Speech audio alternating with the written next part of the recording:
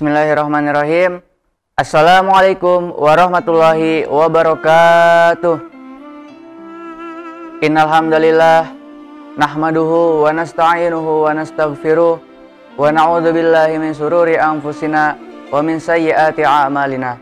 May yahdihillahu fala mudhillalah wa may yudlilhu fala hadiyalah. Asyhadu an la ilaha illallah wa asyhadu anna Muhammadan abduhu wa rasuluh. Amma ba'd. Pertama dan yang paling utama, marilah kita ucapkan puja dan puji syukur kita kehadirat Allah Subhanahu wa taala, yang mana berkat rahmat dan hidayahnya Allah Subhanahu wa taala sampai saat ini kita masih diberikan kekuatan untuk menjalankan ibadah puasa di bulan Ramadan ini. Kemudian salawat serta salam juga tidak lupa kita curahkan kepada junjungan kita Nabi besar Muhammad sallallahu alaihi wasallam, yang mana berkat perjuangan beliaulah sampai saat ini kita bisa menikmati nikmatnya iman dan Islam. Sahabat Asyifa, bertemu atau berjumpa dengan bulan Ramadan adalah nikmat yang tiada terkira. Karena di bulan Ramadan ini Allah Subhanahu wa taala memberikan begitu banyak manfaat, begitu banyak fadilah, begitu banyak keutamaan untuk umat muslim yang ada di seluruh dunia. Namun begitu, banyak orang-orang yang menganggap bulan Ramadan ini hanyalah bulan yang biasa saja. Mereka menganggap Ramadan ini sama seperti bulan-bulan yang lainnya. Rasulullah Shallallahu Alaihi Wasallam bersabda, sungguh celaka orang yang sampai pada bulan Ramadan, kemudian Ramadan itu berakhir, sedangkan Allah Subhanahu wa taala belum mengampuni dosa-dosanya. Nah, sahabat Asyifa, pada kesempatan kali ini kita akan membahas tentang orang-orang yang merugi di bulan puasa. Siapa saja sih mereka? Supaya kita juga bisa mengantisipasi, kita juga bisa was-was agar kita tidak menjadi salah satu dari sekian banyak orang-orang yang merugi di bulan puasa ini, di bulan Ramadan ini. Nah, orang-orang yang merugi di bulan Ramadan ini, diantaranya adalah yang pertama, menganggap bulan Ramadan ini biasa-biasa saja. Mereka menganggap bulan Ramadan ini sama seperti bulan-bulan lainnya. Sehingga ketika Ramadan tiba, mereka tidak berbahagia. Mereka tidak mengamalkan apa yang diperintahkan oleh Allah Subhanahu wa taala. Menganggap bulan ya biasa saja, sama seperti bulan-bulan lainnya. Di bulan lainnya mereka bermaksiat, di bulan Ramadan pun mereka bermaksiat. Nah, maka ini adalah orang-orang yang paling rugi ketika bulan Ramadan datang. Kemudian, orang yang paling merugi di bulan Ramadan itu adalah orang-orang yang berubah menjadi alim, menjadi ahli ibadah hanya pada bulan Ramadan saja. Maksudnya apa? Apakah ketika bulan Ramadan kita tidak boleh menambah amalan kita? Boleh. Boleh-boleh saja kita menambah amalan kita, menambah semua amalan kita di bulan Ramadan ini. Karena di bulan Ramadan ini Allah Subhanahu wa taala melipat gandakan pahala dari amalan yang kita kerjakan.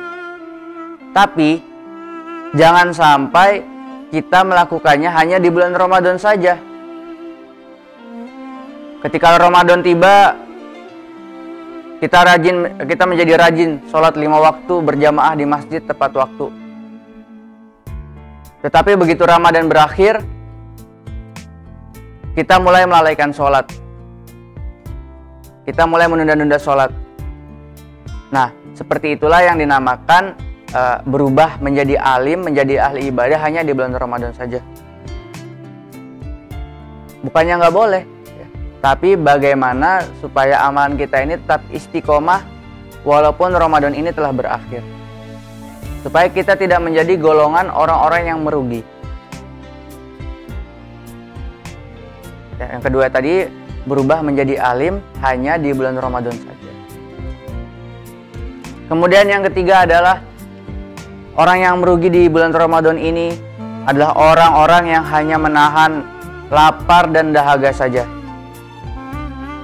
Sedangkan mereka tidak mendapatkan apa-apa dari puasanya selain itu tadi. Biasanya orang-orang yang seperti ini adalah ketika mereka sedang berpuasa tetapi mereka tetap bermaksiat. Ghibah, berbohong, mengadu domba dan lain sebagainya.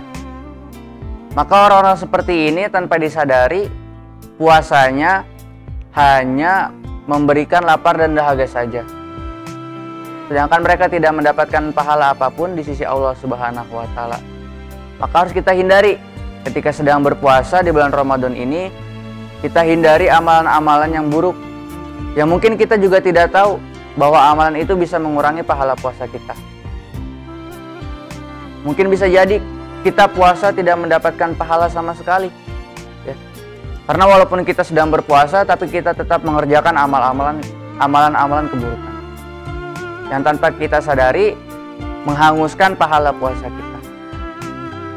Mungkin puasa kita nggak batal, tapi belum tentu kita dapat pahala full dari puasa kita. Nah, makanya kita harus hindari hal-hal yang dilarang oleh Allah Subhanahu wa taala. Walaupun tidak membatalkan puasa, tetapi hal ini dapat mengurangi pahala puasa kita atau bahkan menghanguskan pahala puasa kita.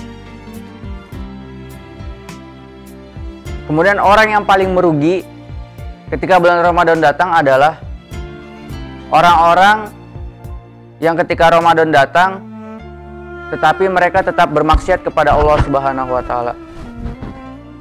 Mereka menganggap bulan ini sama seperti bulan-bulan lainnya.